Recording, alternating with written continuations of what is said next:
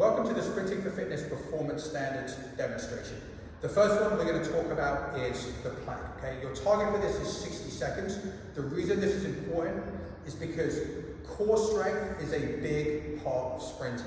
Okay, there's a lot of forces traveling from the upper body into the lower body and back, and the core is the conduit by which they travel. So we want to make sure that the core is strong, that you're able to maintain a good braced midsection while you're doing your training, okay?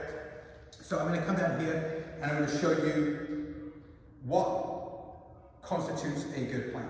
First and foremost is what's called a posterior pelvic tilt, right? Don't worry about the name, worry about what it is. This is your pelvis, and all we're going to do is just scoop it under. Like when you do that scoop, you should feel your abdominals starting to fire, okay? You give a little hit like I am to make sure of that. That's the position you want to maintain when you're doing your plank, okay? Doesn't mean we're leaning back, just means just the pelvis just scoops under, glutes are going to squeeze, abs are going to squeeze, you're good, okay? We're going to do the push-up position plank, so we're going to set the hands about shoulder distance apart. We're going to step back, we're going to do that scoop, and just for a little bonus to really get the upper body, we're going to push the floor away and squeeze there. Time for this, 1 minute.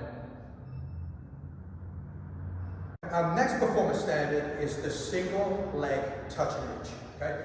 This is going to show that you have ankle stability, knee stability, and hip stability, okay? To do this, we're going to take the left foot off the ground and we're going to bring the left hand up over your head. Now, we're not going to bend forward. Instead, we're going to initiate the movement like we're sitting back into a chair. So we go like this. Now, when you're first learning this movement, you may only go to your knee and back up. As you get progressively in better shape, you may go down to your mid-shin, but the performance standard is pinky finger to pinky toe and back for 6 reps.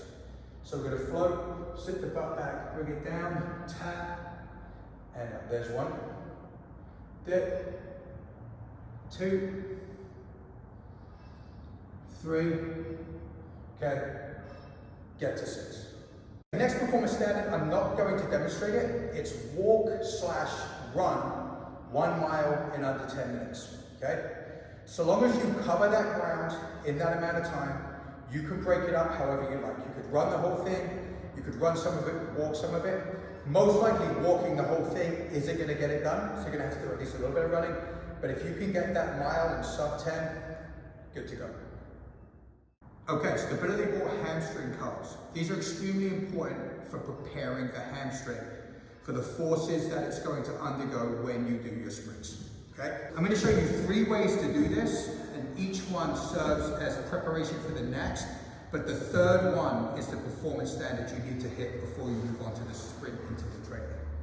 So you're going to lay down on your back, hands out to the side. Level 1, you're just lifting your hips. Okay, just drive your hips up, squeeze your glutes, become that. Up and squeeze, and down. Up and squeeze, and down. Okay, that's, hopefully for most of you, that's quite achievable. Then we're going to lift the hips up. This is level 2. We're going to keep them. We're going to bring the knees in, and then we're going to extend slowly, right? This is our cadence for both of the next 2 drills. And now. In and out slowly, okay? This next one is the target for 6 reps. So we're gonna lift up. This time instead of the hips staying down when the knees come in, the hips are coming in too. So we're gonna go on the top of the shoulders. We're gonna go out for 5, 4, 3, 2, 1. In, hips up. 5, 4, 3, 2, 1. In, hips up. 4, 3, 2, 1. Okay? Performance standard, 6 reps. Last standard is split squat with 25% of your body weight. So I'm going to use 2 25-pound kettlebells. Now for the split squat, I want to scoop the hips under. This foot, depending on how you feel, maybe further ahead, closer to you. Generally, we want to keep the shin vertical-ish, right? So we certainly don't want it to be here. Anywhere sort of a few inches either side isn't going to do you any harm.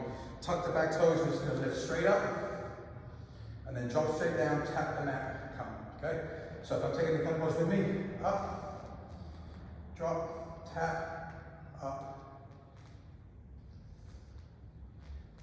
And goal is 5 reps per side, 25% of your weight.